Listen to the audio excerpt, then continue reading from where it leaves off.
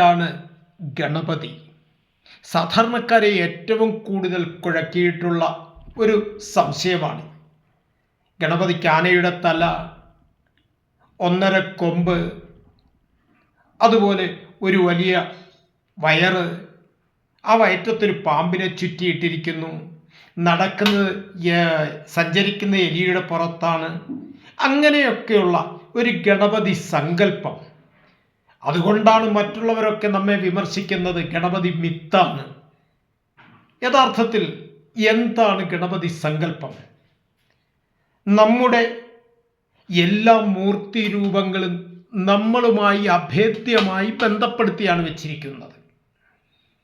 ഗണപതി, അത് ഗണേശ സഹസ്രനാമത്തിൽ ഒരു മന്ത്രമുണ്ട്. ഓം ചതുർവിംശതി തത്വായേ നമഃ.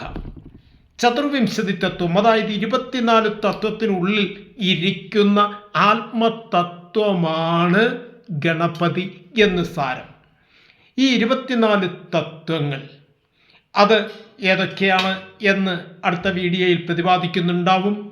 ആ തത്വത്തെ അറിഞ്ഞ് അതിനുള്ളിലിരിക്കുന്ന ആത്മതത്വമാണ് സാക്ഷാൽ ഗണപതി എന്ന് തിരിച്ചറിയേണ്ടതാണ്.